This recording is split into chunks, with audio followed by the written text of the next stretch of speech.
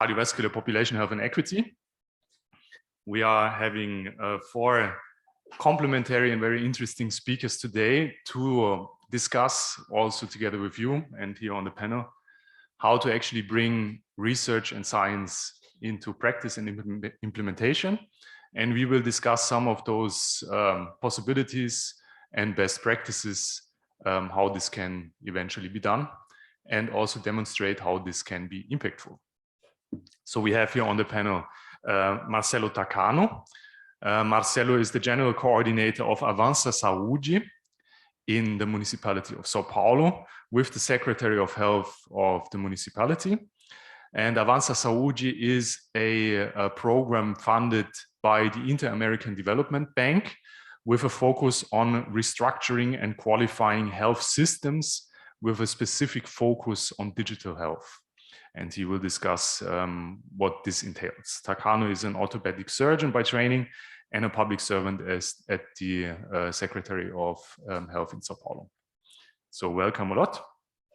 Then we have Daniel Codos, who is the project leader for health systems and policies at the Swiss Tropical and Public Health Institute.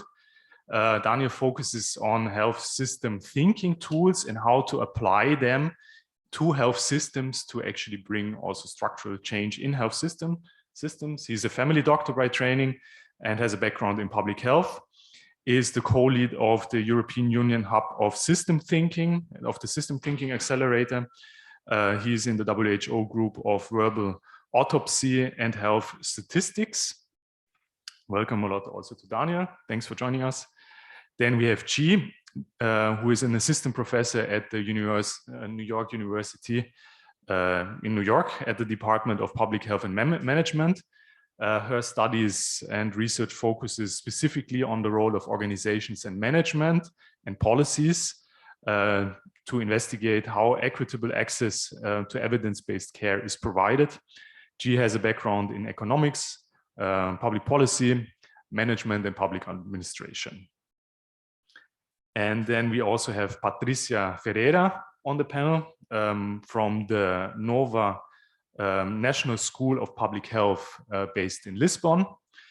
Her focus in research and studies is health policies and administration and the management of health organizations. She is affiliated with the WHO Collaboration Center for Education, Research and Evaluation of Safety and Quality in Health. Patrícia has a background as a family doctor, did her residency in public health, and has large knowledge in information management and also travel medicine. So welcome a lot also to Patrícia. To contextualize a little bit what we are actually talking about, we have actually 3 pillars of topics. One of them being cardiovascular population health and what the evidence is, how to bring cardiovascular population health into implementation in urban centers. From this first pillar, we will discuss what are elements of equity that are relevant to increase access, to improve care, and bring more people into care. And then the third discussion point that we are going to address with our panel is on digital health and how digital health can act as a transformative enabler to increase access, but also to provide more equitable access to health to the population and provide better quality of care. But we will kick off our presentation actually and our discussion with our first panelist, which is Daniel. And I would like to invite Daniel to discuss on the topic of cardiovascular population health. What are best practices from research? How does it get implemented into real life? And what are potential success factors for system change that can be universally applied? So yeah, Daniel, over to you. Thank you, and I'm really happy to be here in Valencia, in Spain, for once. And so one of the challenges that we see is that there is evidence all over the place, and in cardiovascular disease, there is all sorts of evidence about interventions that work here or there, and the problem is that we tend to use what we call a reductionist approach. So you focus on one intervention, you look at the effectiveness of that intervention, and then once it's effective, you try to export it to somewhere else. And the problem is that it fails completely. And then people say, oh no, but how can this happen? Like it's a problem with the people there. He said, no, the problem is that there are many things going on in health systems. And even if we go outside of health system, there are many things going on in other systems that interact with the health system, the economic system, the social system, and we need to account for those. And just as, I don't know if we can, oh, I am the one in control, sorry.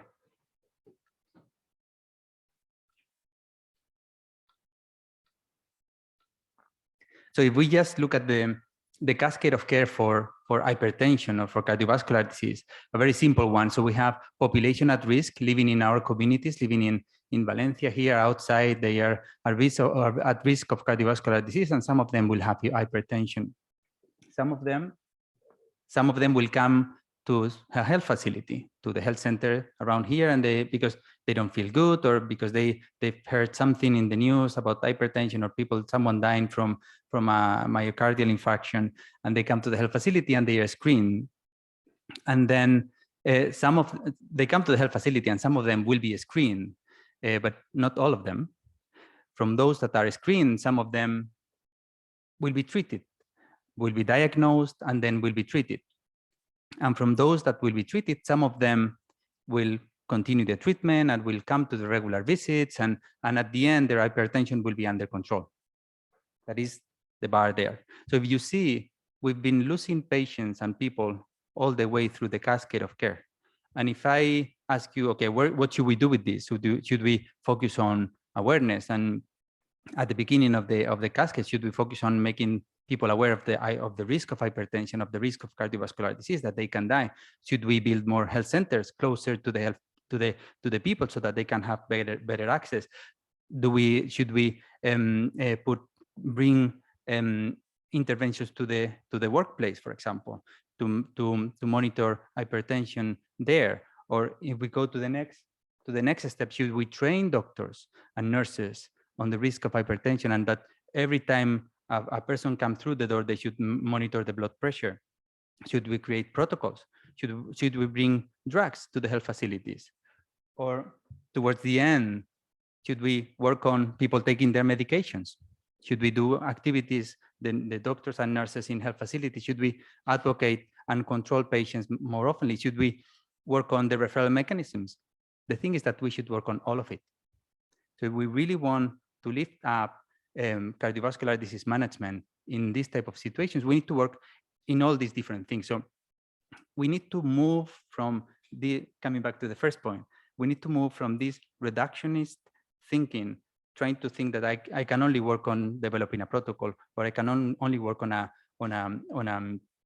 awareness campaign, to think that we need to work at different levels of the system, and probably outside of the system as well, to be able to be effective. And probably in the course of the conversation and some of the work done in Sao Paulo, part of the success of the interventions and the approach in Sao Paulo has been that they have touched many different points in the system at the same time to lift up what we call the system effectiveness. Is the effectiveness overall. It's not about the drug, it's not about the person, it's about all of it at the same time. So I think with that, I will pass it to Dr. Takano. Yeah, thank you very much. Thank you very much, Daniel. We also have then a discussion round at the end. So please, if you have any, you can make notes then for Daniel, if you have any questions or you would like to go into details of the concept that he just presented. But now we will go to Marcelo, who will present the priorities of the municipal secretary of Sao Paulo. What are the priorities for partnerships, public and private? Where do they currently stand in the digitalization efforts? And what is Avança Saúde? So please, heading over to you. Thank you very much for the opportunity to be here and share the experience of the city of São Paulo in this process that we call Avança Saúde. Is like a go-ahead health. And I think in the first questions, the objectives of the advanced saúde program is much, it's so close with the objective of the possibility of the partnerships. The main goal of the program is expand the offers, not so in the numbers of a unit, but the quality of the health offers, and improve early access and better access for our population, and get better quality of health population. We have 3 pillars in these programs: is the support for the modernization and the buildings of the equipment and health, and improving quality and efficiency, and support the innovation. And the data strategy was connecting all the systems that we have by the digital information, put all inside in one data lake. And of course, we are looking for the standards protocol of interoperability like Agile 7 or FHIR, but it depends the quality of the information by the local ones. And we begin the interoperability with the integration of the health data. And we have to deliver this data not only for the people, but from the professionals of healthcare. And this is how we are thinking that the decision making could be possible. And the patient care will gonna better with this analysis. And in the beginning, this is the model that we are thinking about the public health system in Brazil. We add the digital component and the telemedicine and teleassistance for improve better results and quality of not so even track the patient, but improve the protocols and chasing for the better results. To put the patient in the center of the care, I think one of the most important thing that we get in São Paulo. We deliver APP like e-saúde that target almost 2.5 million people in São Paulo. And we stimulate the person to deliver her data with us, and put the patient in the role of your healthcare. These data are safety and stimulate the primary care monitoring systems. And another function, we get some alerts like the console that the people have, and change, improve the access by telemedicine and all of the steps that the technology may deliver to the patients. This what we are thinking this the best method, not so waiting for the patients entering our doors, but we are looking for the right treatment in based on the protocol. Using data strategy, we tag the patient and we are follow this patient in all the journey in the healthcare systems, and the monitoring is possible, the opportunity intervention is possible, and the adequate reference of unities is possible. And we are worried about strategy of digital inclusion. Then we set some equipment in our units to deliver technology for the people who didn't have it in their own. And the strategy to take automatic measures like weight or high blood pressure, we are putting in all together in the e-saúde SP.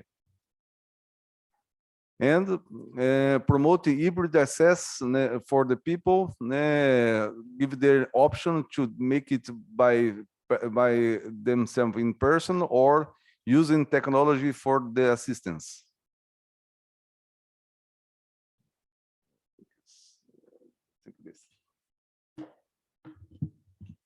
Yeah, thank you very much, Takano. And I think also then for the audience, you saw a little bit where actually from the cascade of care, you need to make informed decision as a policymaker. Obviously, you need the data. And where does the data actually come from? Then Takano provided a potential solution, how you can reinforce this structure and the databases to take informed decision on government level. Now we have discussed, I think, a lot around the healthcare system, and I think also in the spirit of the conference, we would like to go beyond the healthcare system, as urban health is a interdisciplinary endeavor, and this is now also where G comes into play, which will give us an overview of what the situation is in New York and what insights potentially can help to use data to inform activities or implementations around health equity. So please, G. Hi, glad to be in front of a very friendly audience. So I'm presenting the priorities of New York City around health equity and how data can be used to address these priorities. And for those of you who have been to New York, you know that New York is known for many things, right? We're known for it. We're known as the city of lights. We're known for Broadway, the glamour, the wealth. But in fact, New York is a very, very diverse place. There's over 7, oops, okay. How do I? Oh, there you go, oops. All right, so New York is also a city of neighborhoods. So you could walk a few blocks and be in a completely different neighborhood with different types of food, different languages spoken. There's over 700 languages spoken. So New York is a city, it's a world within a city. Now, the thing about these neighborhoods is it carries with it a history, and that's what makes it very special. But these neighborhoods are also divided along many lines. They're divided by the level of wealth that's distributed, and that also corresponds with the resources that people have. And so if you look at the map here, you will be able to see that this is the distribution of wealth in the city. And as you can see, very similar to any other place in the world, places with a cluster of wealth and resources also have better health outcomes. So specifically to cardiovascular disease, the lowest income neighborhoods have twice as high of a risk of premature deaths related to CVD than the highest wealth neighborhoods. And so when you're thinking about the priorities of the city, it's twofold. Okay. It's twofold. There is a goal citywide to improve the health of populations overall, but there's also a very important secondary goal to improve health equity. So while we are uplifting the whole population, we also want to focus very specifically on those neighborhoods where you have the highest gap in health outcomes. And so Take Care New York is a blueprint of the city to improve both health of the entire population, but also health equity.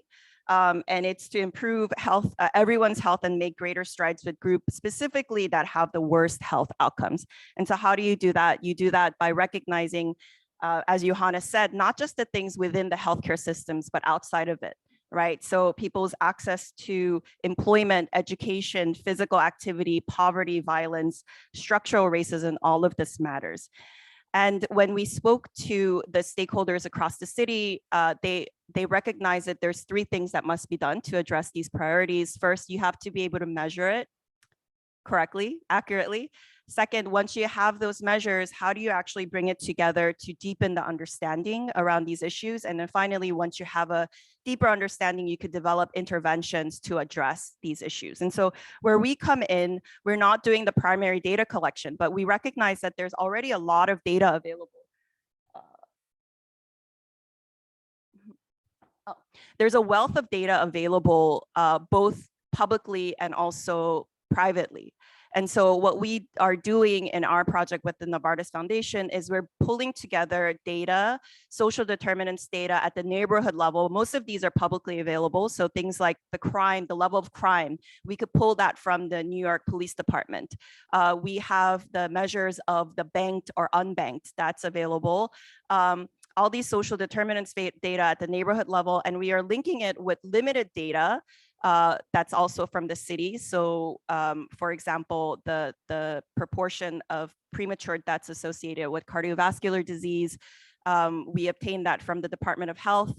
And we are also linking it with private patient level clinical data from a large health system. Great, thank you very much. Also to show kind of the overview and the depth of what drives inequity, and interesting to see also how this is distributed in the different neighborhoods. Perhaps we can go a little bit into detail also then in the discussion. But now handing over to Patrícia, who is going to talk about how Lisbon could act as an example for the European Union in addressing social determinants of health on the municipal level. Thank you. Thank you so much. It's a pleasure to be here talking a little bit about the example of Lisbon. And Lisbon is a city that is, of course, an example for what is happening in many cities around the world. So just to give you a first picture of what's happening in Lisbon. So over the past 4 decades, we have seen some changes in our population, either in its growth, in its age structure, in the conjugal patterns, in the ethnic diversity. So we have seen a rapid decline in the rapid aging in our population. So just to see the bigger picture, in 1981, we had 807,000 people living in Lisbon. And right now in 2021, according to our most recent census, we have just 546,000 people. That's around 5% of the total population in Portugal. Of course, we are also seeing a big aging in our city. In 2017, we were considered the oldest capital in Europe. Most recent data shows that we are still one of the oldest capitals and one of the oldest countries in the European Union. And of course, these changes affect the size, the composition, and the structure of our own households. And this, of course, modifies the health paradigm that we have in Portugal and in the city of Lisbon. So these changes need to be necessarily put together with changes in policies, especially those that regard health, inequities, and social determinants of health. So consequent to this aging population, we are facing a shift that translates into a demographic and an epidemiologic transition. So in simple terms, what we are facing is a shift from a population that dies to a population that right now gets sick. So a shift from mortality to morbidity. We have a shift from getting mostly infectious disease to having right now more non-communicable diseases. And all of this, of course, translates into a disease burden that shifts from younger populations to the older ones. So this means that health policies should be targeting different outcomes and, of course, different population groups. And as always, and G pointed an example in New York, because this happens everywhere. This shows the relationship between disease and low income. So when we talk about just cardiovascular health and disease, and we see that in Portugal and in Lisbon, women have higher mortality and worse prognosis after acute cardiovascular events than men. We have a clear association between morbidity and mortality by cardiovascular disease in lower social economical groups and other social determinants that affect these groups. We have racial and ethnic ethnic minorities and groups that are affected and burdened with poor health outcomes, severe health outcomes, worse in Lisbon and in any other city of the world. So in accordance to the global findings, we found an association between morbidity and mortality of cardiovascular disease and a lower socioeconomic status and other social determinants of health in the Portuguese population. So what this really means is that it's impossible to really tackle these health problems such as cardiovascular disease without taking into account the social determinants of health. So this highlights the importance of a more comprehensive and interdisciplinary and intersectional sustainable health policies that really takes into consideration not only the individual, but the cultural, the socioeconomic characteristics throughout the entire life circle of the individual and their population to really promote health and to prevent disease. So this is our first insight from our project in Lisbon. Thank you. Great. Yeah, thank you very much for the presentations. Also to opening the floor for our discussion now. What connects actually this group here are those three elements that I mentioned in the beginning: cardiovascular population health, health equity, and digital health, which are executed and implemented and brought to reality with the support of the Novartis Foundation with two programs. The one program called Cardio, which some of you already heard before, the evidence that was presented in one of the oral presentations. And the other program is called AI for Healthy Cities, which looks at how equity findings in social determinants of health can be made available for decision-making of public entities and brought into concrete implementation on a municipal level. And to make it a little bit concrete, we can also then discuss with our panel. And we are also happy then to receive your questions and challenges and any doubts that you have. But I would actually like to know first from Daniel, because you showed the cascade of care in the beginning, how you actually can imagine to bring this cascade of care into a health system decision-making process, and what kind of tools do you have experiences with how this can be done, and what you can share also with the audience here.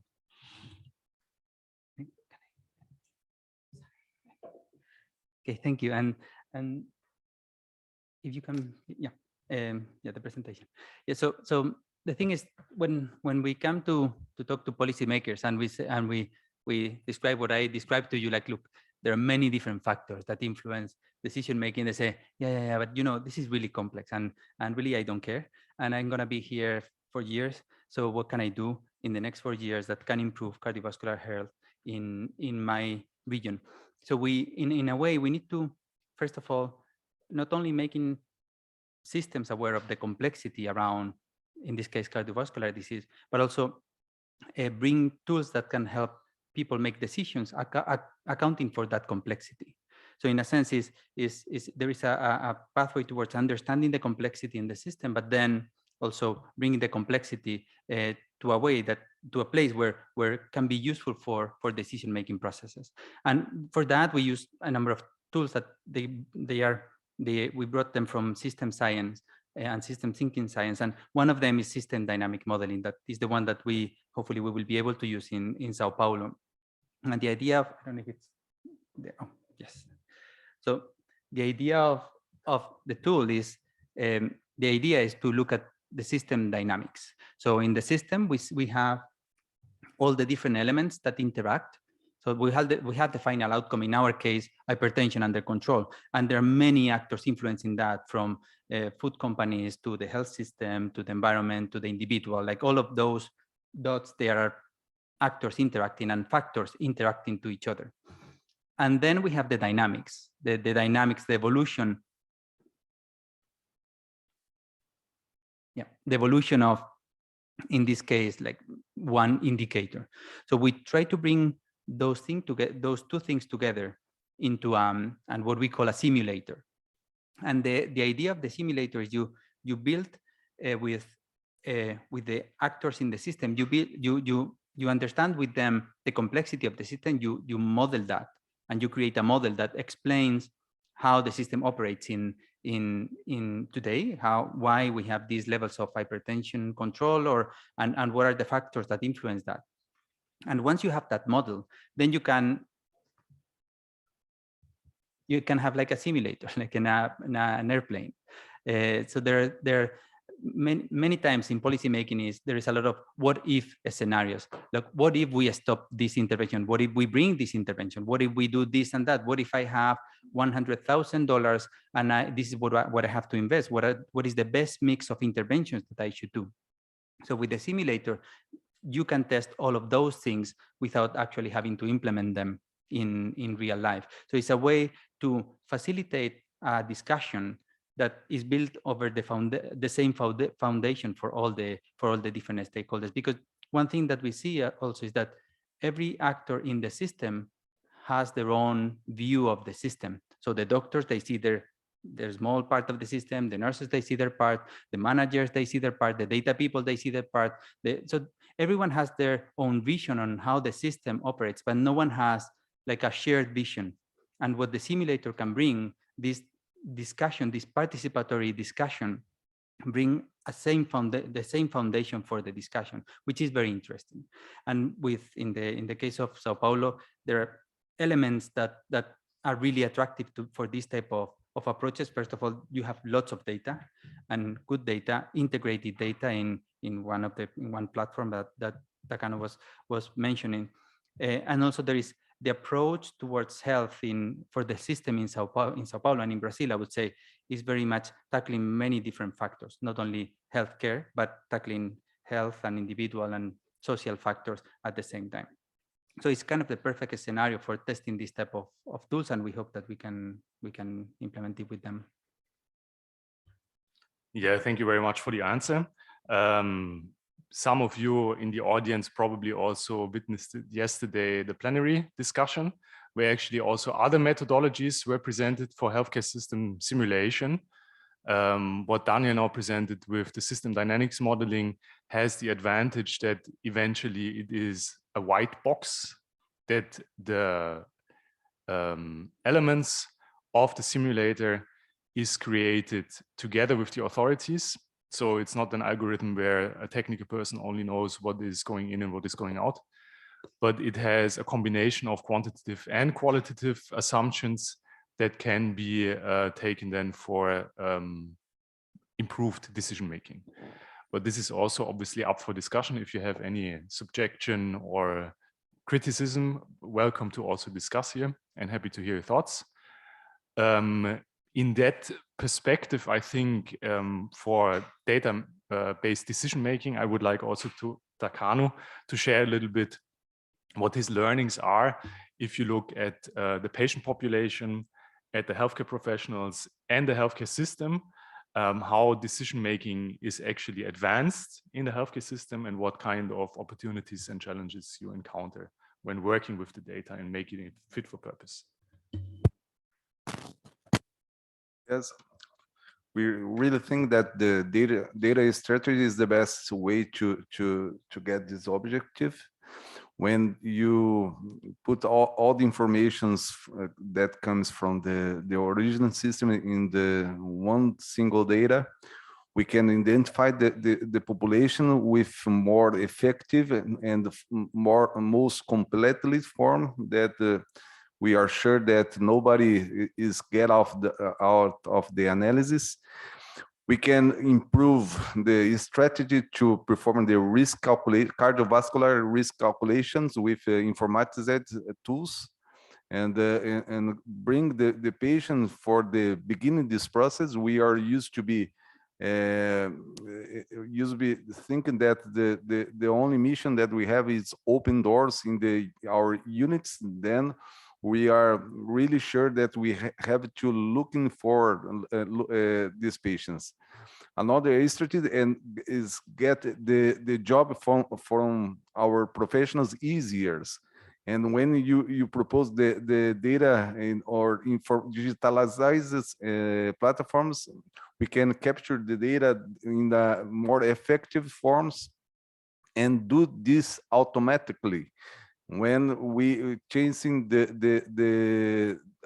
some keys of the protocols, like how many consoles that the populations of target got in the systems, and follow the points that we are made the conclusion if the hypertension are or not controlled. And when you do all of these things in the integrated forms, by sure we will have a better results in the end of the day. Yeah, thank you very much, Takano. I can also then probably, if you imagine that data comes into the healthcare system and it actually makes processes more clear and obviously also more accountable, there are many hurdles to overcome with healthcare professionals or in the health system to actually use data as a basis for a decision-making process.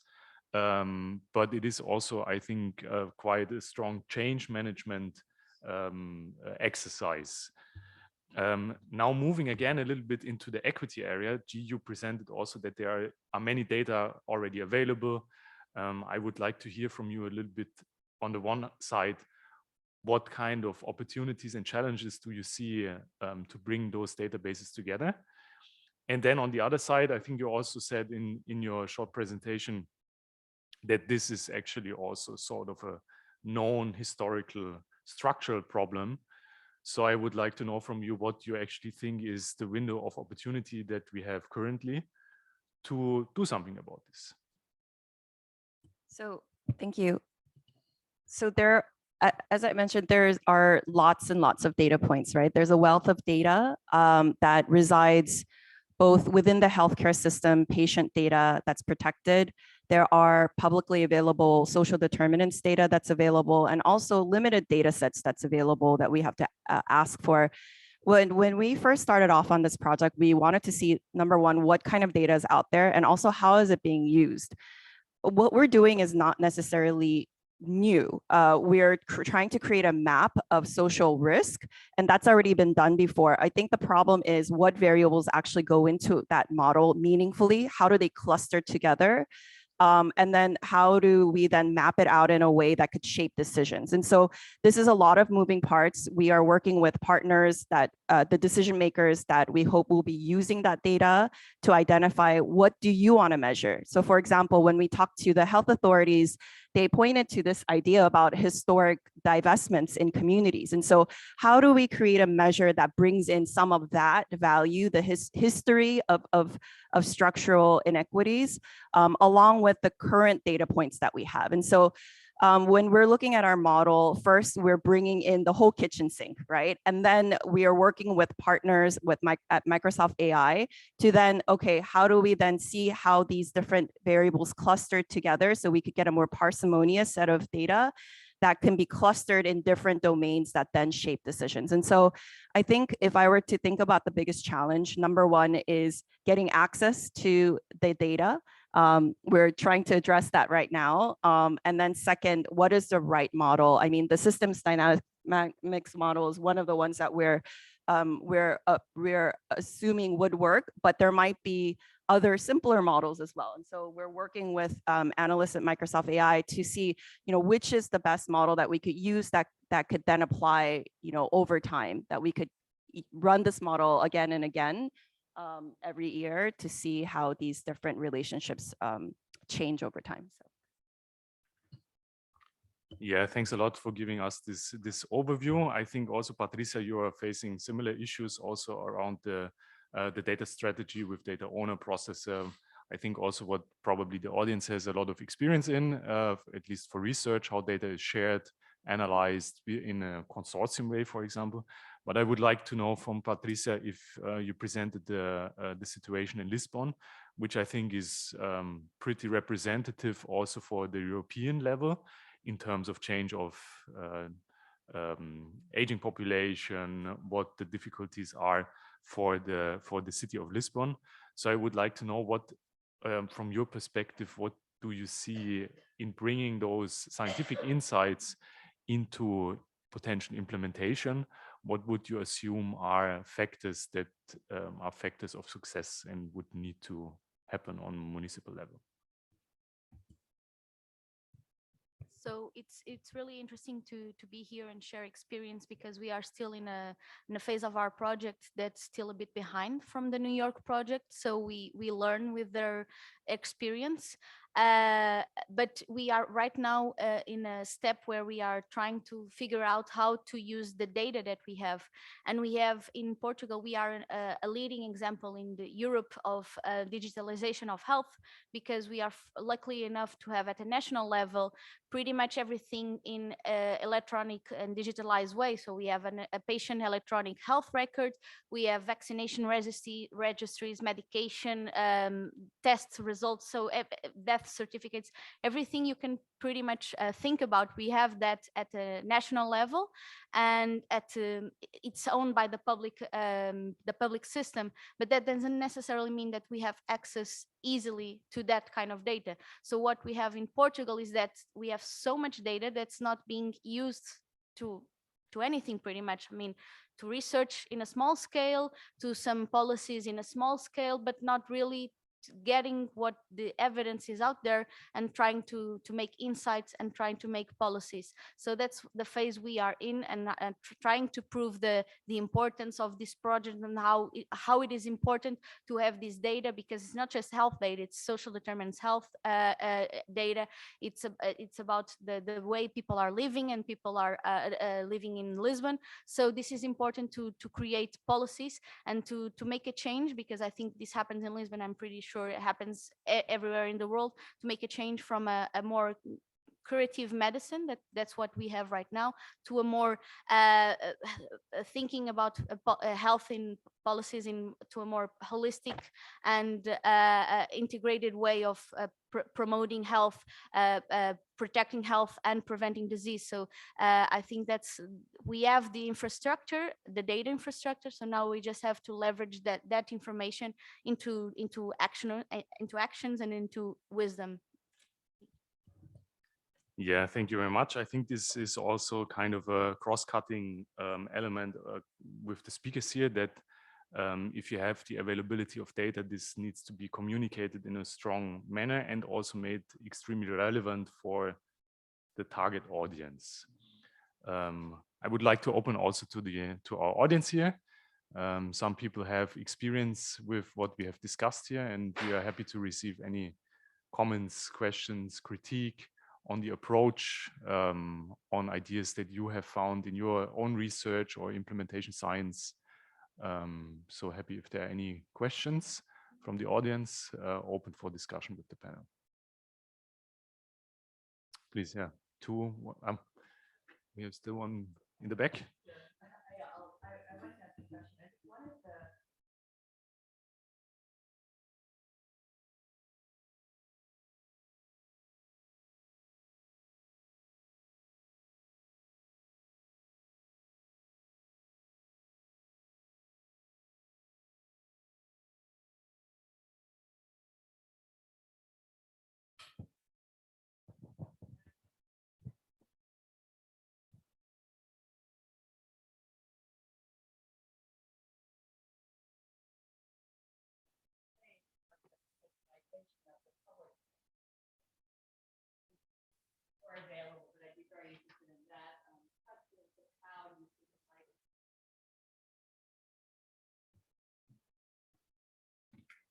Who wants to start? Yeah. I can start like general, and probably you go to the specifics.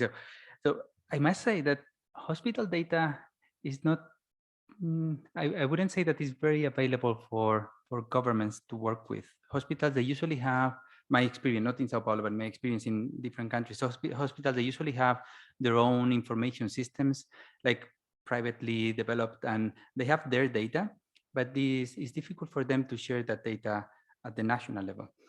And I do think that there, in the case of Sao Paulo, there is lots of data from primary healthcare that is very, very useful, and it's actually being used very much in the study. But I will let, yeah, Takano. I think the problem with the hospital data that is focused on the disease and the treatment, or the logical by the payment for the government. In Brazil, we have a strong strategy to fertilize the digital data from primary care. We have a program that calls Prevention Brazil, that stimulate the government to register each patient that they have in the territory. And nowadays we are improve the quality indicators for improve the payment for the government. And digitalize is a very nice strategy to get these numbers high. I think the digital, not the primary care data and the hospital data, but the system that we call regulation for the access from the systems. That is the data that we think is more powerful because they measure the needs of the population. Great, thanks a lot. So this is a little bit a question, follow the money, and also the incentive then probably from the federal government that actually came to the municipalities in Brazil was to measure those indicators so that solutions are found on a lower level of care. And this is a possibility also, I think federal government can institutionalize policy how to strengthen data quality in primary care. We had a question in the back. Please. Thank you. Thank you. Faston Goma from Zambia. Just trying to get some more depth into appreciating exactly what the determinants are that we are discussing. I think there's a lot said, you know, that people in the lower socioeconomic bracket tend to be more disadvantaged, but what exactly is it that puts them at that disadvantage? Is it health financing? Is it health-seeking behavior? Because we know poor people behave poorly. And I mean, probably I should leave it there. What exactly is it that we are seeing that says that points to poor outcomes in poorer communities? Yeah, perhaps I pass it to Gia and Patrícia. So that's the $1 million question, right? I think it's really hard to parse out. I think we do recognize that wealth and health outcome and social economic status and social determinants do cluster together, and that does link to poor health outcomes. But in terms of the pathways through which it gets there, that's very, very complicated. And I don't have a clear answer. There's a lot of papers that's been written on this topic. They do point towards specific relationships between, for example, education. There's a very strong relationship between education and cardiovascular health outcomes. Same thing about healthcare access. So if you're living in a place where you have fewer touch points where you could get preventative care, you're likely to have poorer outcomes. But in terms of how they work together, that's a question that we don't have the answer to, unfortunately. Perhaps these projects will help us get closer. What I will say, though, is I think that there is a recognition that social determinants it's not just one or two things, right? There's different domains. At least for the study that we're adopting, there are different domains that we're looking at. We're looking at education access and quality. We're also looking at healthcare access and quality, but we're also looking at things like the social cohesion, right? So there's a level of trust in a community. Do I trust my neighbors enough? There's actually measures for that. And so that's one of the measures that is going into our model, the level of social cohesion, community context, the built environment, right? So how close am I to the nearest bus stop or to the nearest metro station? And so they cluster around these different 5 domains. I don't think that for our project, our purpose is to know directly the link, but I think it's sort of recognizing how they are broadly associated with cardiovascular outcomes. But I don't think we can answer, it's just 1 or 2 things, right, that leads to these poor outcomes. So I'm not really going to add anything theoretically because I think G's pointed out pretty much everything. I'm just going to give the example of Lisbon because in this project we are working with the City Council of Lisbon. So they don't really they don't really want theoretical answers. They want interventions on how they can help the community. So that's hard to give them, but that's the process we are trying to solve, or to at least in a small scale to give them some answers.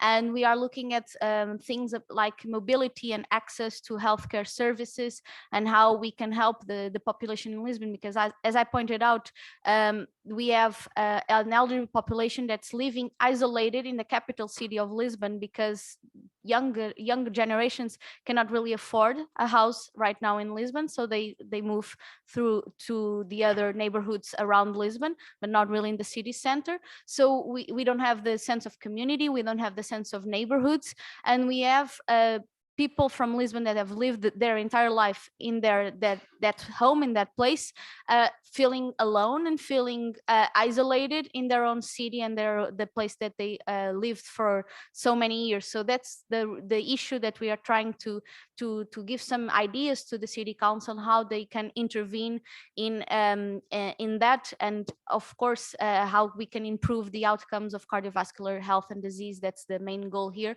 But yeah, there's no solution fits all. There's not an answer that's going to give us a Nobel or anything like that. But we are working with the community and with the policymakers. Yeah, just a point on, well, 2 points on this. One is that probably, so this is, as I see it, is very much influenced by the context. So what the factors that are relevant for New York are different to Lisbon and different from Zambia, and is different within Zambia from Lusaka to other parts of the country. So it's very context specific. There are general kind of trends and things that seems to influence, but then probably you need to need to contextualize. Okay, in my area, in my setting, the region that I'm trying to intervene, like what is going on.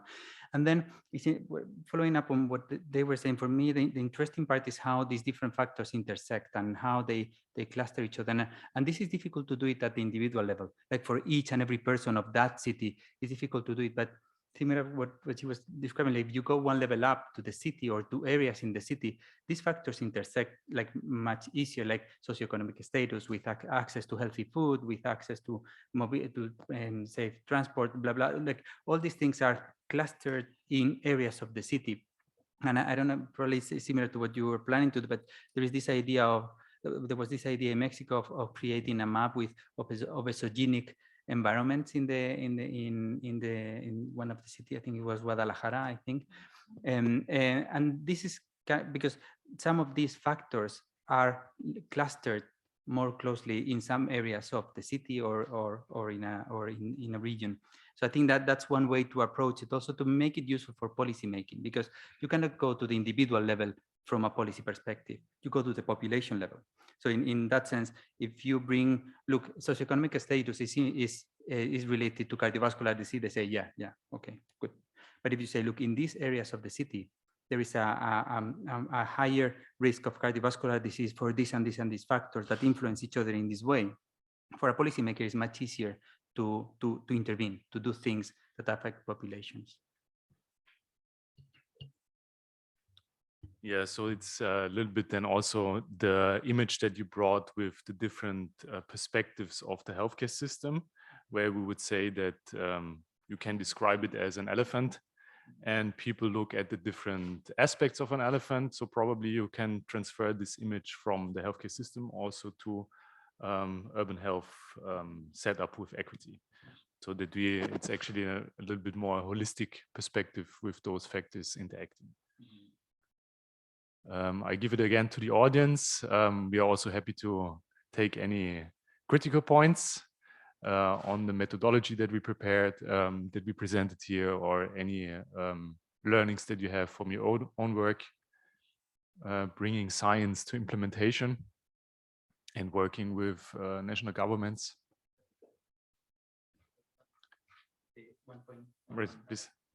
Yeah, just on how you bring evidence to policy. And for a painful part of my life, I was doing systematic reviews and I was working on this knowledge translation type of work. And for me, and then after that, we've been part of this project and also other projects is how you influence decision making at the end of the day.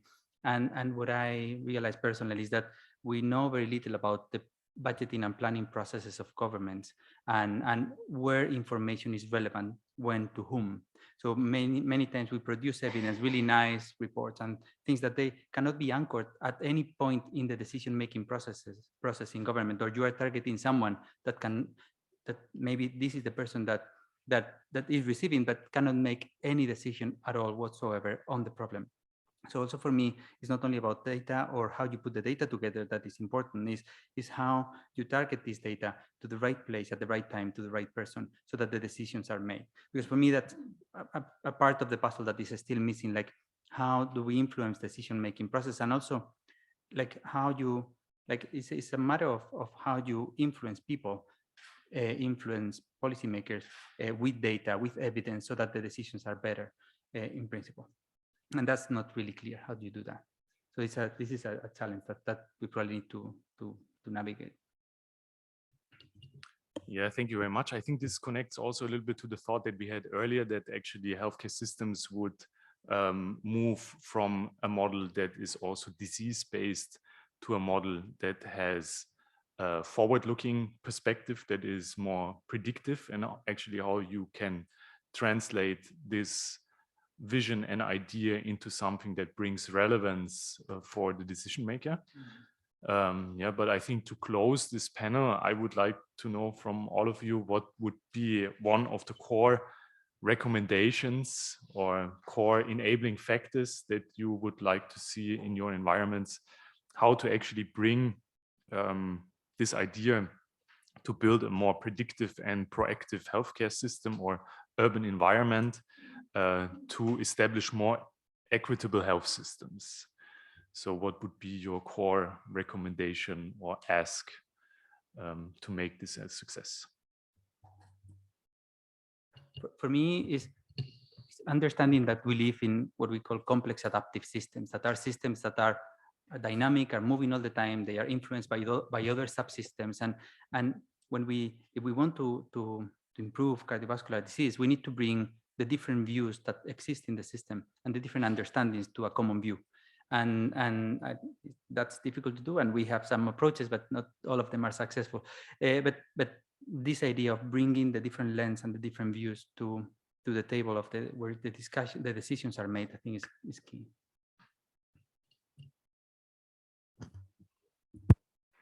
Anyone else with a core recommendation? So I think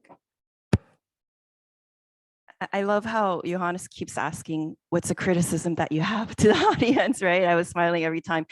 If I were to critique the project that I'm leading, it's that a lot of the data that we're collecting is at the community level, right? And I agree with you. I think that at the individual level, it's harder to understand how the variables clusters. That's why we're going at the community level. We're getting zip code level data, but that leaves room for ecological fallacy, right? So in one zip code, there might be a person who has an income of $200,000 that lives one block away from someone with $20,000, right? And we don't have that level of granularity at the household level, at least for the data that we have access to. That's why we're linking it to patient level data, and we're trying to validate, does this actually translate when when we're actually going down to the patient level? The patterns that we're seeing at the zip code or community level, does it then translate so that we don't fall prey to ecological fallacy? The problem though is once we get down to the patient data, the data that we're collecting about, the data that is being collected about social determinants, it's very sporadic. It changes over time. It depends on when you're asking the patient, right? Depends on who's asking the patient, right? And it depends on whether it's being asked at all. And so there's a big gaping hole. You know, when we're asking patients, for example, quality of care, the patient's assessment about their own quality of care actually maps very closely with these outcomes of clinical care. I suspect the same to be the case for social determinants. Now we could get this, public community level data that might be objective, but it might not map with the patient's actual experience of their social needs. But the problem is that patient data is not being collected. And then number two, it's not being collected systematically in the same way. Sometimes it's written into clinical notes. So if I had one hope, right, or one solution, it would be for a systematic set of social determinants measures to be collected and owned by a patient. So you're not constantly asking them these questions about, are you housing insecure? Are you food insecure? These might be uncomfortable questions to constantly answer. And so if the patient could just have one set of data that they own that can be shared and logged into the system, whatever system that might be, and that could be drawn by researchers, I think that would be my hope. Thank you very much. Also taking up the point then for the criticism, because then we can see how we can potentially address this. Any statement from Patrícia and Takano on the core recommendation on how to build more resilient healthcare systems? As I'm agree with G that we have to propose a more effective strategy to follow the social determined by individual. I think we are in this right way in São Paulo and get this data in the prospective form and with more interaction with the government and the decision makers and the individual patients. And we have to change the mindset of our decision makers. Just not think only about how many equipments we have to open or how many hospitals we have to rise. We have to put the idea that we have to deliver the patient the correct needs of the patient, just to offer the equity. The equity it's offering for the people who most need it, and that is our principal core message that we would like to give it to home. Thank you very much. Yeah, just to add a thought, I do believe that it's important to engage patients and communities and citizens into this process of data and health data, because this data does not belong to institutions that host them. It belongs to the persons they are referring to. And I think that most of the times people are not really aware of what could be used and the power of that data that can be used to transform cities and transform communities. And I think that we need to bring them to the conversation, because I mean, people easily give the rights to their data from other industries for other purposes. So why not bring them to the conversation about health data, and perhaps using the power of AI to improve the insights that we can gather from this data. So I think that's important to bring them to the conversation. Very much for your closing remarks, and yeah, we landed also on the spot in terms of timing. I would like to thank you all for attending, and have a great conference, and we see each other then around on the corridors this year. Thank you.